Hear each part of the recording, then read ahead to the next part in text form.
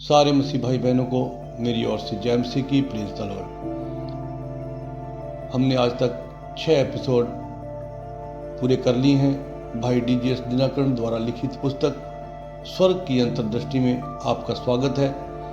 आज हम 7वां एपिसोड बनाने जा रहे हैं और मेरा विश्वास है कि आप दिन प्रतिदिन इस पुस्तक को जो सुनते जा रहे हो, आपका विश्वास बढ़ रहा है, आपका आत्मिक विश्वास बढ़ रहा है, आप आत्मिक ग्रोथ कर रहे हो और मेरा विश्वास है कि दिन प्रतिदिन आप इसे सुनते जाओगे और आपके जीवन में भी परमेश्वर बड़ी गवाहियाँ लेके आएगा। मेरा विश्वास है कि आप आशावादी बन जाओगे और आप उन आत्मिक आयामों के अंदर प्रवेश करोगे जिन आत्मिक आयामों में हमारे भाई डीजीएस दिनाकरण जी ने किया है। मेरा विश्वास है कि परमेश्वर जरूर आपकी ये इच्छा पूर्ण करेगा। आपके अंदर वो प्यास हो, आपके अंदर वो तरस का आत्मा हो, तो जरूर मेरा परमेश्वर आज तुम्हारे लिए करेगा। हम सब ने मिलकर मांगना है कि प्रभु हमें अपने आत्मिक प्यास और उस तरस के आत्मा को दे। जब आप पर आत्मिक तरस का आत्मा और प्यास आपको लगेगी तो मेरा परमेश्वर आपकी प्यास जरूर बुझाने के लिए आएगा। वो एक बहता हुआ सोता है, उस बहते हुए सोते के पास आइए। आओ आज का वचन सुनने से पहले हम एक सुंदर भजन गाते हैं। मेरे साथ आप सब मिलकर इस सुंदर भजन को गाइए।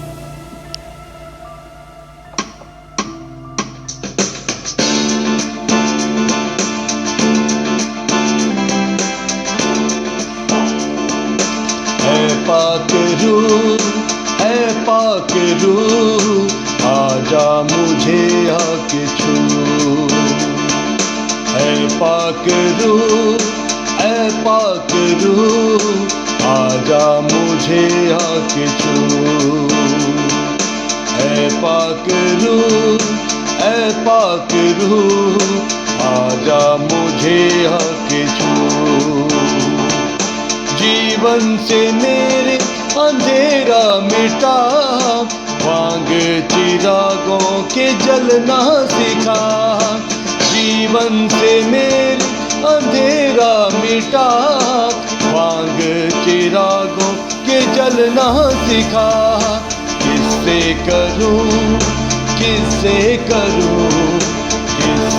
करूं मैं प्रार्थना, आजा मुझे आके छू, ऐ पाक रूह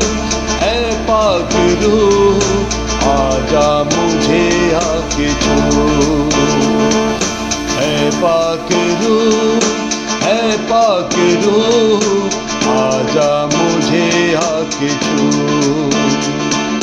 तू ही है मेरे जीवन की ढाल, तू ही है मेरे छिपने की आह, तू ही है मेरे जीवन की ढाल, तू ही है मेरे छिपने की आह।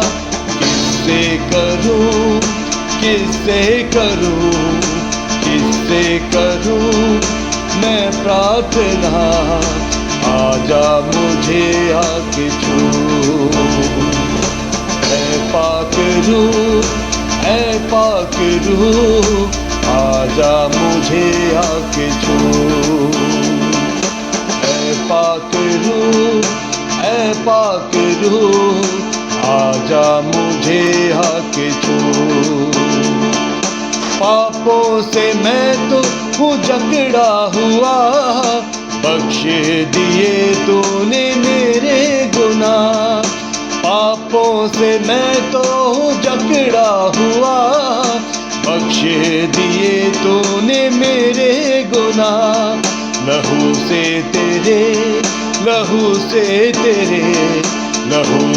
तेरे मुझे आज धो, आजा मुझे आके छू, ऐ पाक रूह आजा मुझे आके छू, ऐ पाक रूह आजा मुझे आके छू। जीवन की रोटी तू मुझको खिला, जीवन का पानी तू मुझको पिला, जीवन की रोटी तू मुझको खिला, जीवन का पानी तू मुझको पिला। लहू से तेरे, लहू से तेरे, लहू से तेरे मुझे आज धो, आजा मुझे आके छू। ऐ पाक रूह, ऐ पाक रूह, आजा मुझे आके छू। ऐ पाक रूह, ऐ पाक रूह, आजा मुझे आके छू।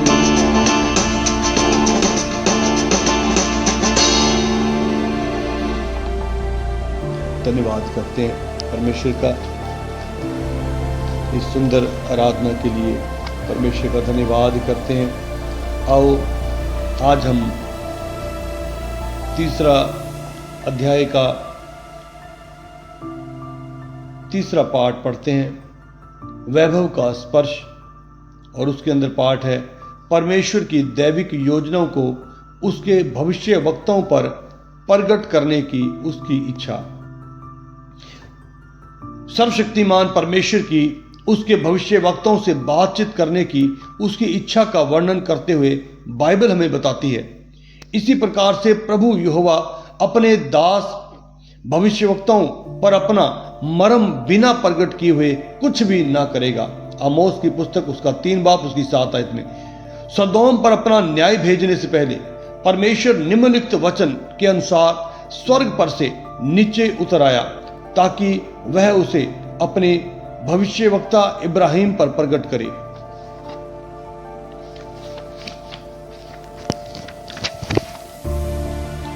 और प्रभु यहोवा ने कहा, यह जो मैं करता हूं सो क्या इब्राहिम से छुपाए रखूं?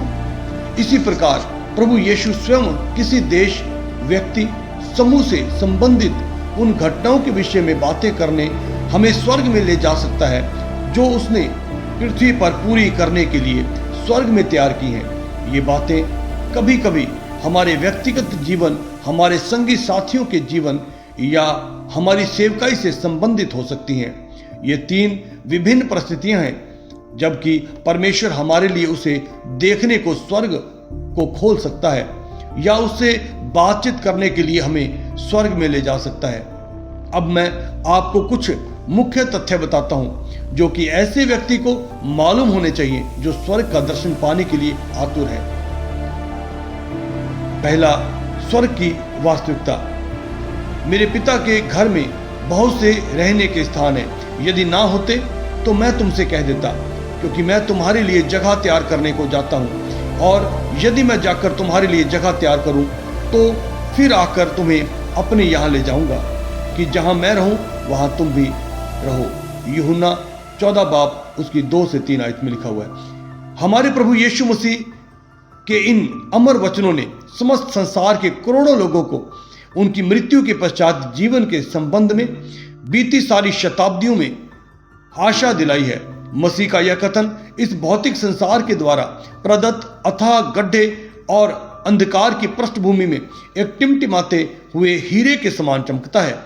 एक बार मैंने एक पत्रिका में एक सुविख्यात दार्शनिक के विषय में पढ़ा जो कि अपनी मृत्यु शैया पर इस प्रकार कह रहा था, मुझे मालूम नहीं कि मैं इस संसार में क्यों आया हूं, मुझे नहीं मालूम कि मैं यहां कैसे जिया, और अब मुझे यह भी मालूम नहीं कि मैं कहां को जाता हूं। लगभग समस्त मानव जाति की यही वेदनापूर्ण पुकार है।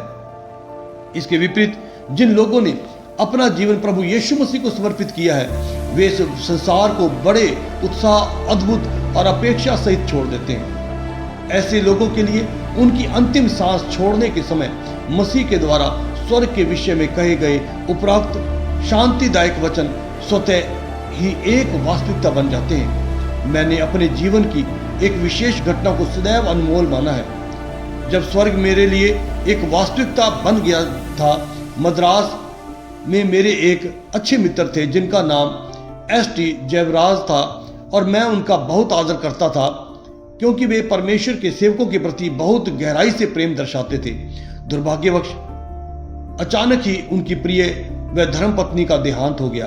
कोई भी उन्हें सांत्वना देने और शांति दे ना सका और हम सब भी अति व्याकुल हो गए। उसी समय एक दिन जब मैं प्रार्थना कर रहा था तो पवित्र आत्मा को भाया कि मुझे स्वर्ग ले जाए। मैं अपने प्रिय प्रभु से मिला और उसने मुझसे बहुत से विषयों की बातें की और जिसके संबंध में मैं प्रार्थना कर रहा था। फिर आश्चर्यजनक रीति से उसने स्वर्ग में पाए जाने वाले करोड़ों लोगों को और एक व्यक्ति की ओर संकेत किया और मुझसे कहा, क्या तू उसे पहचानता है? जब मैंने उस व्यक्ति की ओर ध्यानपूर्वक देखा तो मैंने जान लिया कि वे मेरे प्रिय मित्र एस.टी. जेवराज की स्वर्गीय पत्नी है। जब मैंने प्रभु से कहा कि मैं उन्हें पहचानता हूं तो उसने कहा, क्या तू उनसे बात करना चाहता है? तो मैंने कहा, अवश्य प्रभु। अपनी महान सामर्थ्य से प्रभु ने उन्हें अपनी उपस्थिति के कारण उत्पन्न उनके आनंदमय उल्लास में से बाहर निकालकर उनके संपूर्ण अतीत को स्मरण करने में सहायता की। मेरे अज़ीज़ों, जब हम इस दुनिया को छोड़ जाते हैं तो हम आत्मा में जब परमेश्वर के पास रहते हैं तो हम इस पृथ्वी के जीवन को भूल जाते हैं। परमेश्वर इस दुखपूर्ण जीवन को भुला देता है और वहाँ सदा का आनंद है, सदा की शांति है। इसलिए प्रभु ने उसे अपना अतीत स्मरण करवाया, उन्हें बताया, आपके पति आपकी अनुपस्थिति को आज भी अनुभव करते हैं। उन्होंने मुस्कुराकर कहा, कृपया उनसे कहिए कि वे उस पत्र को पढ़ें जो मैंने उनके लिए अपनी बाइबल में पीछे की तरफ मोड़कर आई हूँ। मैंने उसे स्वर्ग में आने से पहले लिखा था और वह उन्हें उनके भविष्य से संबंधित सभी जटिल प्रश्नों का हल दिखाएगा। मैं दंग रह गया। जिस क्षण मैं स्वर्ग में से वापस लौटा मैंने एस.टी. जेवराज को यह संदेश भेजा। उन्होंने उस पत्र को ढूंढने में कोई देर नहीं की और जैसा उन्होंने मुझे स्वर्ग में बताया था ठीक उसी प्रकार उनकी बाइबल में उस पत्र को पाकर वह चकित रह गया।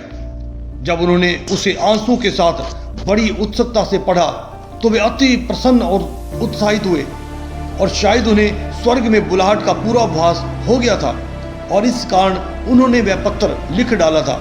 इस विशेष घटना ने मेरे लिए भी स्वर्ग को एक वास्तविक बना दिया।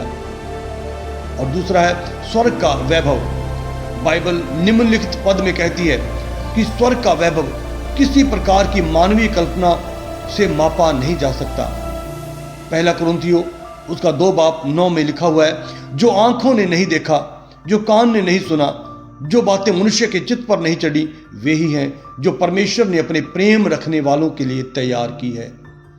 यही विचार भजन संहिता 31:19 में, यशाया की पुस्तक 64:4 में भी पाया जाता है। कई वर्षों में पूर्व यूरी गागरिन को, जो कि अंतरिक्ष यान में अंतरिक्ष जाने वाला प्रथम रूसी व्यक्ति था, ब्रह्मांड को देखकर बहुत आश्चर्य हुआ, जो कि चमकते तारों और नक्षत्रों से सुसज्जित प्रतीत हो रहा था और वह इस प्रकार बोल उठा, अरे वाह, क्या नजारा है। यूरी गागरिन परमेश्वर के अस्तित्व में और अलौकिक घटनाओं में स्वीकृति और अविश्वास था।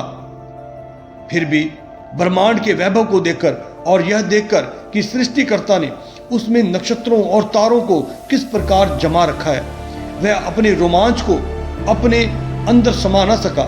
यदि ब्रह्मांड की एक झलक इतनी विस्मयकारी हो सकती है तो स्वर्ग परमेश्वर की एकमात्र कारीगरी के रूप में कितना अद्भुत होगा। नंबर 3, परमेश्वर का निवास स्थान। निम्नलिखित वचनों के अनुसार स्वर्ग सर्वशक्तिमान परमेश्वर का निवास स्थान है। स्वर्ग तो यहोवा का है परंतु पृथ्वी उसने मनुष्यों को दी है। भजन संहिता 115:16 और मत्ती की अंजील उसका 6:9 में लिखा है, हे हमारे पिता तू जो स्वर्ग में है, और हमारा यहोवा तो स्वर्ग में है, उसने जो चाहा वही किया। भजन संहिता 115:3 में। हम सभी मनुष्य इस संसार में जन्मे और पाले पोसे गए हैं और इस कारण हमारा ज्ञान पृथ्वी की ओर अनुस्थापित है। बेशक हमारे लिए स्वर्ग एक रहस्य बना रहता है।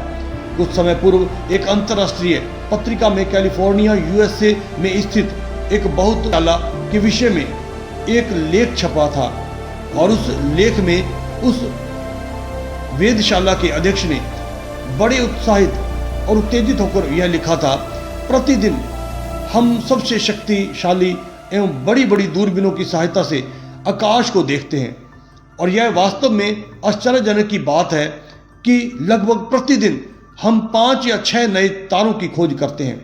परमेश्वर के आकाश में कितने अगणनीय तारे होंगे। यदि यह सच है तो आकाश मंडल कितना विशाल होगा और स्वर्ग कितना अवर्णनीय होगा।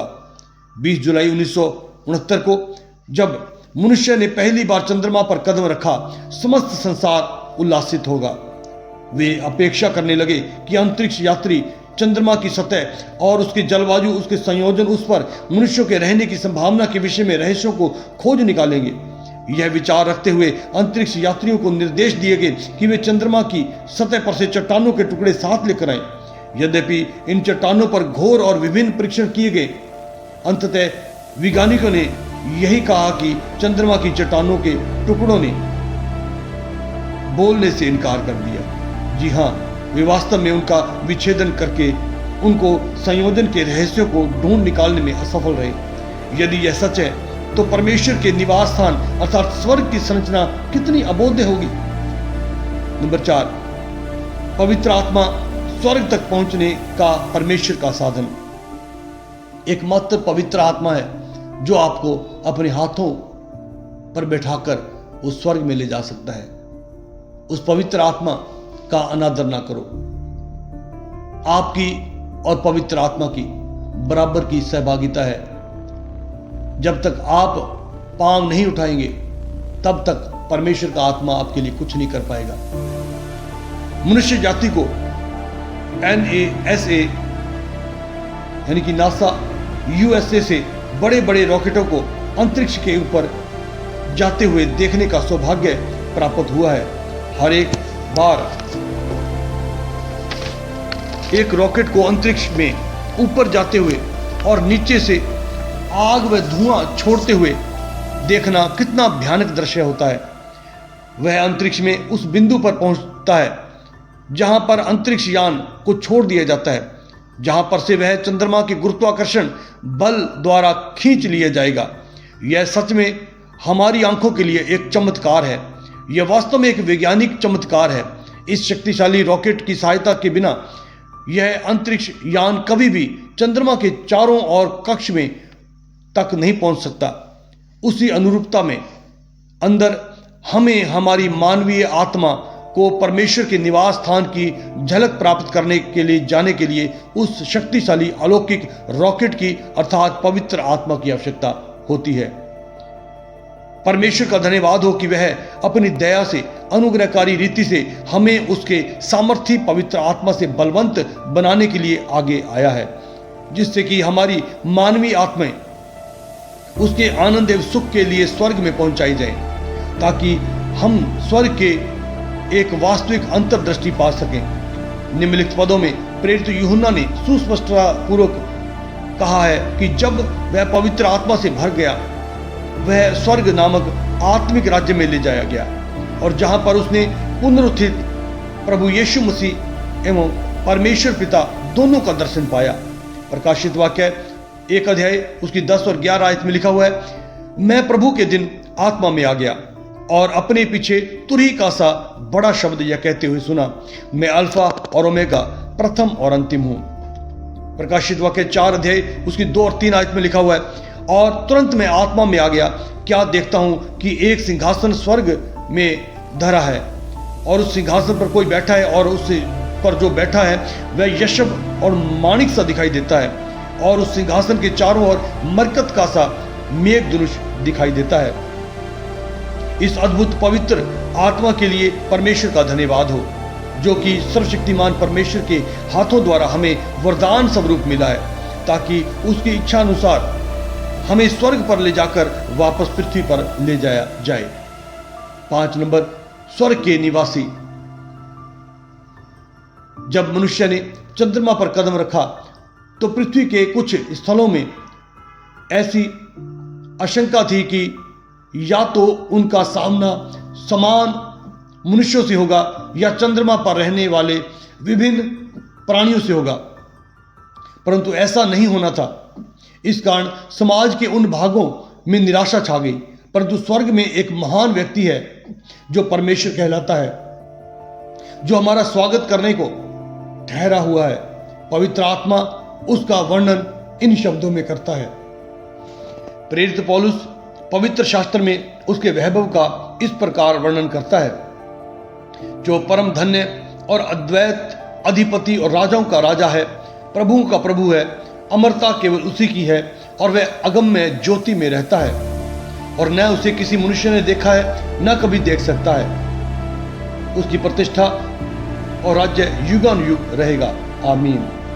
दानियल ने भी, जो महान भविष्यवक्ता था, महान परमेश्वर का दर्शन पाया और उसका इस प्रकार वर्णन किया, मैं देखते देखते अंत में क्या देखा कि सिंहासन रखे गए हैं और कोई प्रजाति प्राचीन विराजमान हुआ है।